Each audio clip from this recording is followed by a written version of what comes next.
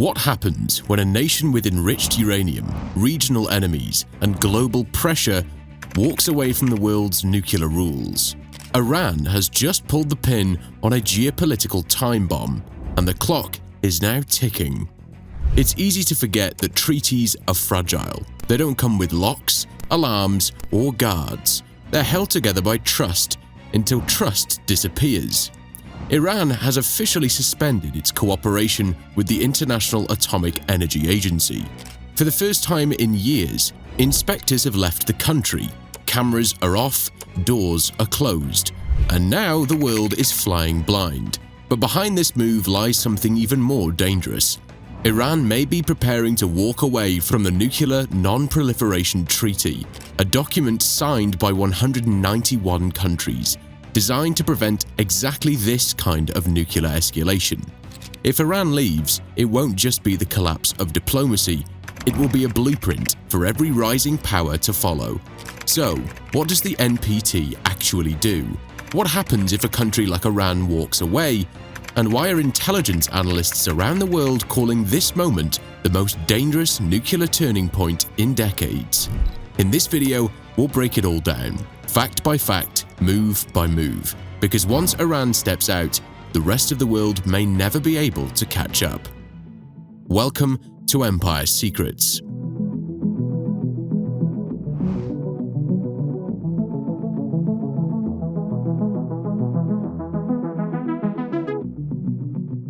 It started with smoke, not from a nuclear test, but from the wreckage of sabotage. On July 2nd, 2025, Iran made a quiet but seismic move. In a closed-door vote backed by its parliament and rubber-stamped by the president, the Islamic Republic officially suspended all cooperation with the International Atomic Energy Agency, the very body tasked with monitoring its nuclear activities under global treaties. To the outside world, the message was blunt. The West has violated our sovereignty. Our cooperation with the IAEA is now meaningless. This wasn't just rhetoric. Iran didn't just threaten to restrict inspectors, it cut them off entirely. For the first time in years, the nuclear watchdog's cameras went dark. Its data access was severed, and its field agents, foreign scientists embedded deep inside Iran's nuclear facilities, were quietly pulled out for safety concerns. The timing wasn't accidental. This came just days after a suspected Israeli cyber attack disabled critical infrastructure at Natanz, Iran's key uranium enrichment site. And while Israel never officially claimed responsibility, it didn't need to. The signal was clear. We're watching, and we will strike.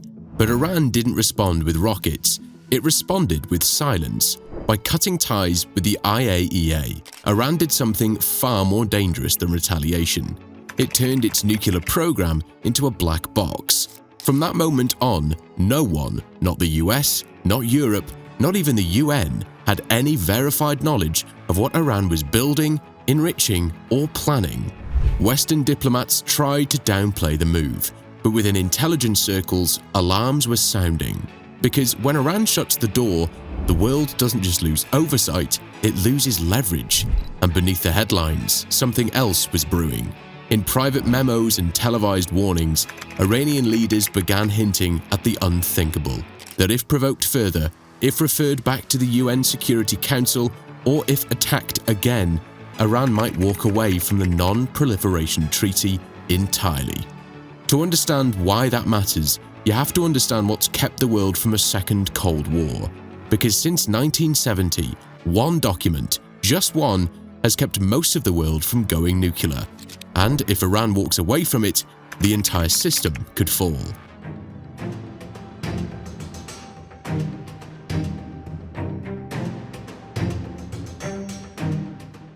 To most people, the term Non-Proliferation Treaty sounds just like another dusty UN agreement, one of thousands signed and forgotten.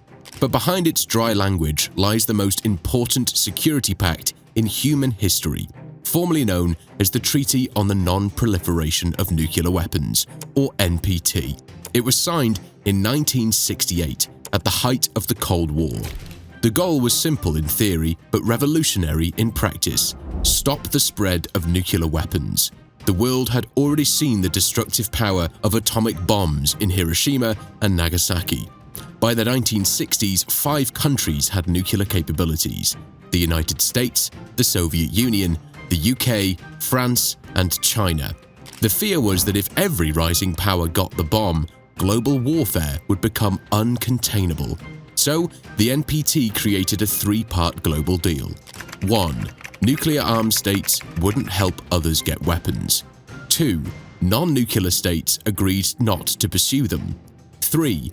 All members allowed inspections and monitoring by the IAEA, the International Nuclear Watchdog. It was a pact built on trust, but enforced with surveillance. To date, 191 countries have signed on, making the NPT one of the most widely supported treaties in history. Only 4 major countries are outside of the system: India, Pakistan, Israel, and North Korea, all of which eventually developed nuclear weapons. Iran, however, has been a member since 1970. That meant one critical thing: it had the right to peaceful nuclear technology, but not to build a bomb. But here's the loophole. The treaty gives every member state the legal right to withdraw if it believes its national security is under threat. All it has to do is give 90 days notice. There's no veto, no penalty, just a formal declaration, and then total freedom to pursue a nuclear weapon. It's the legal equivalent of pulling a fire alarm. Once you do it, there's no going back. That's why Iran's latest move is so dangerous. Suspending cooperation with the IAEA might not technically violate the treaty, but it opens the door. It tests the limits. It signals that the nuclear guardrail holding back catastrophe is starting to bend, and if it breaks, the world won't be able to say it didn't see it coming.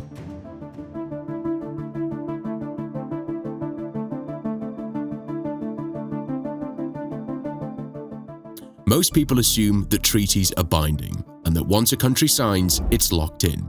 But the truth is far more fragile, especially when it comes to nuclear power.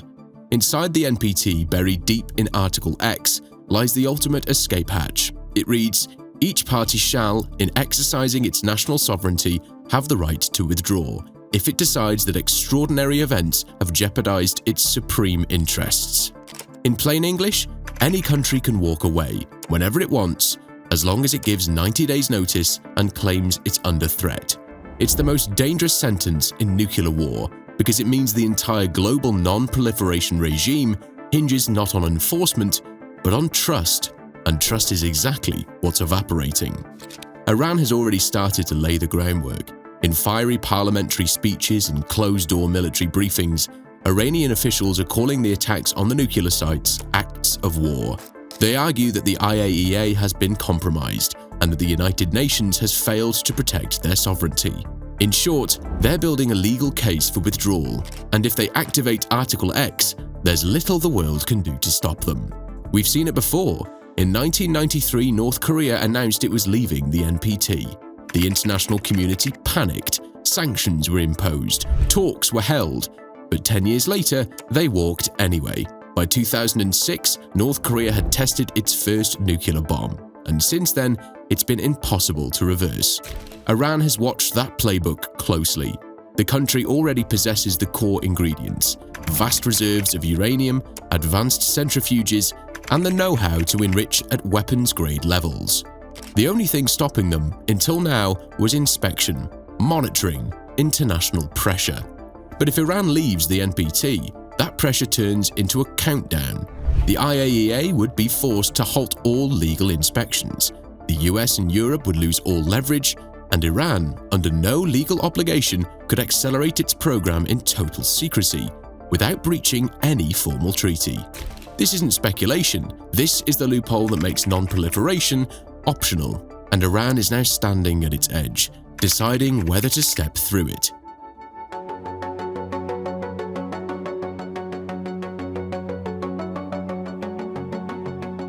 If Iran truly wanted a nuclear bomb, they could have made one years ago. They had the technology, the scientists, and the raw materials. What they've lacked, deliberately, is certainty. And that's not a failure, that's a strategy. Iran has mastered a game that dictators, superpowers, and rogue states have played for decades: strategic ambiguity. The art of staying just close enough to the line to provoke fear, but never crossing it fully to trigger war. By suspending cooperation with the IAEA, Iran isn't firing a missile. It's not enriching uranium to 90% or detonating a device in the desert. It's simply removing the cameras, shutting the doors, and letting the world imagine what might be happening inside. And in geopolitics, imagination is more dangerous than reality. This ambiguity achieves three things. First, it rallies nationalists' support. Inside Iran, the regime frames every foreign strike, every sanction, every inspection as an attack on sovereignty. By taking a hardline stance, the government projects strength and silences domestic dissent. Second, it pressures Western negotiators. By creating uncertainty around their nuclear intentions, Iran forces diplomats to the table. Every ambiguity becomes a bargaining chip, something to give up in exchange for sanction relief, security guarantees, or economic deals. And third, it deters military aggression. The fear that Iran might be building a bomb makes direct strikes riskier, because if you hit them too hard and they weren't building one before, they might start tomorrow. This is the same strategy used by Israel, Pakistan, and even the United States during its early Cold War years. It's not about having a weapon, it's about being treated like you do. But Iran also knows the limits. If it actually withdraws from the NPT, ambiguity becomes clarity. The world would no longer wonder, it would just assume the worst. Sanctions would snap back, diplomacy would collapse, and airstrikes would move from theory to reality. So instead, Iran is walking the razor's edge, leveraging fear without commitment, pressure without provocation. It's not about launching warheads, it's about playing the long game, a game where uncertainty is the most powerful weapon. And for now, Iran is still winning it.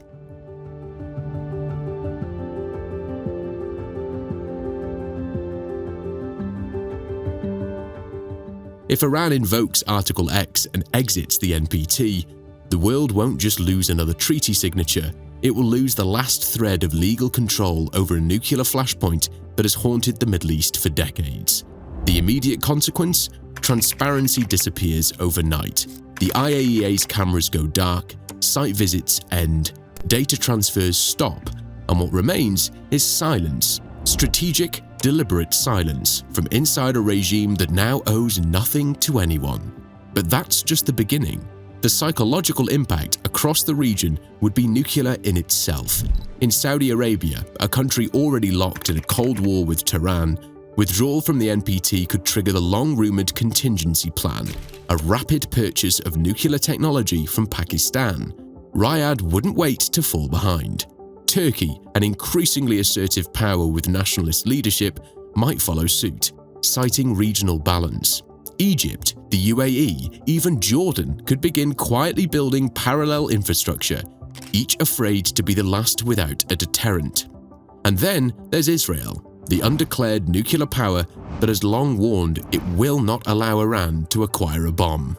Without inspections or treaties in place, Israel may view withdrawal as a red line crossed, leading to preemptive strikes, cyber sabotage, or worse, open war. The United States, already stretched across global commitments, would face immense pressure to act militarily, diplomatically, or both. Sanctions would be reimposed at full force, any attempts at peace talks would collapse. But perhaps most dangerously, the symbolic impact would ripple far beyond the Middle East. If Iran can walk away from the NPT and survive, what's to stop other countries from doing the same? Brazil, South Korea, Japan, even Germany, nations with advanced nuclear technology but no weapons, may start reconsidering the nuclear option. The unspoken global agreement that we don't build bombs would fracture, and once the idea of nuclear restraint collapses, it doesn't come back. We're not talking about a single treaty violation. We're talking about the unraveling of the last true firewall between diplomacy and destruction. The NPT was never perfect, but it was a ceiling, a limit, a shared understanding. If Iran walks away and survives it, it becomes the proof that you can defy the rules and win, and the rest of the world will be watching.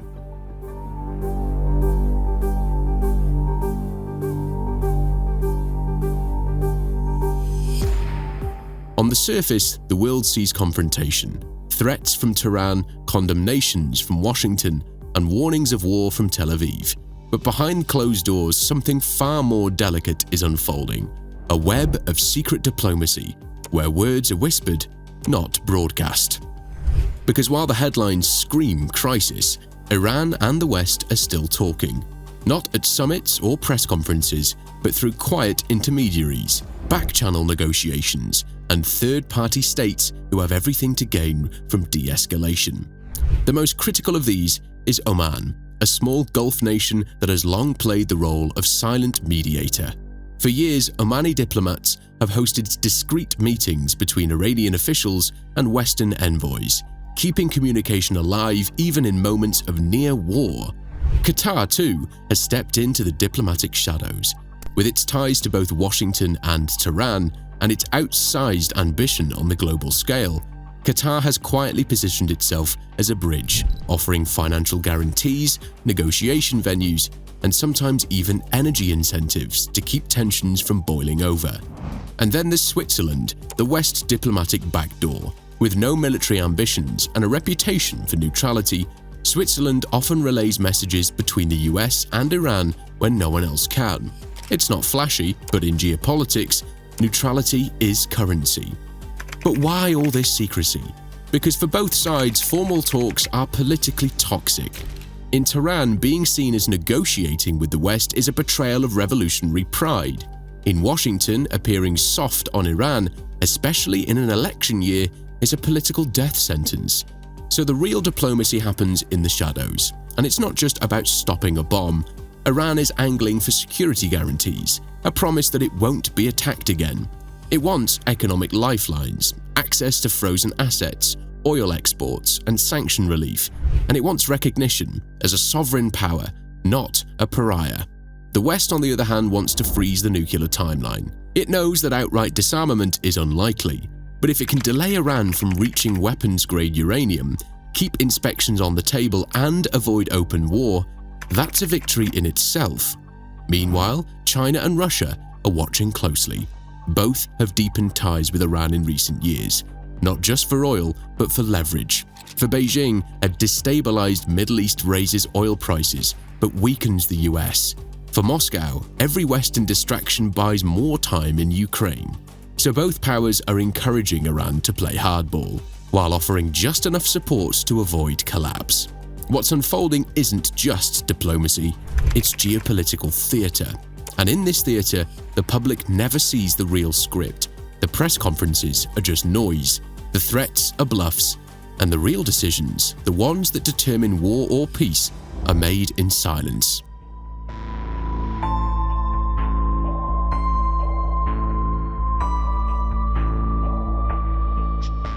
So, where does this end? Is Iran truly on the verge of building a bomb? Or is this just another chapter in a decades-long psychological standoff, where power isn't measured in missiles, but in perception? Inside Western intelligence circles, the answer depends on who you ask. Some analysts believe Iran is weeks, maybe even days away from being able to build a functional nuclear weapon, if it chose to. They point to 60% enriched uranium stockpiles, advanced centrifuges, and recent developments in warhead miniaturization. Others argue the opposite, that Iran has deliberately stopped short of the final step, that it's not building a bomb, but building the option to build one, a nuclear threshold state like Japan or South Korea, capable of going nuclear quickly, but just not crossing the line. But one thing is certain, the ambiguity is intentional, because that uncertainty creates power. It keeps enemies cautious, it keeps diplomats engaged, it keeps oil prices volatile and headlines spinning, and most importantly, it keeps Iran relevant. And yet, the bluff has its limits. If Iran formally exits the NPT, it removes the ambiguity. The world will assume the worst. The red lines drawn in past negotiations will suddenly activate. Israel, which has long warned it will act before Iran becomes nuclear, could see withdrawal as a declaration of intent. The US, regardless of who sits in the White House, would be pressured into a military or economic response. And if missiles start flying, there's no guarantee the war stays conventional. This is the real danger of the brink. Not just that Iran might build a bomb, but that the entire structure of nuclear restraint, painstakingly built since 1968, could collapse. That one country walking out becomes a blueprint for others. That the future won't be about 5 nuclear powers, but 10 or 20. In a world of collapsing treaties, rising authoritarianism, and deepening mistrust, the NPT isn't just a relic, it's the last barrier. And Iran is now standing at its edge, one step from rewriting the global nuclear playbook. We often think of nuclear war as a relic of the past, a Cold War threat locked away in history books and old footage. But history has a way of circling back when no one's paying attention. In 2025, it's not missile silos in Moscow or Washington that pose the greatest threat. It's silence in Natanz, darkness in Fordow, and the quiet shuttering of surveillance cameras that once kept the world from guessing. Iran hasn't detonated anything, but it has detonated uncertainty. And in global diplomacy, that's just as dangerous. Because the nuclear age never ended, we just stopped looking. And now, as Iran stands on the edge of the treaty that's held the world back from the brink for over half a century, the question isn't whether it can build a bomb. The question is, what happens when a country proves it no longer needs permission to try? This isn't about uranium, it's about power. And in a world where rules can be ignored without consequence, power always wins. Here at Empire Secrets, we expose the empires behind the scenes. So if you value truth over noise, the facts over fear, subscribe now. Your desire, your empire.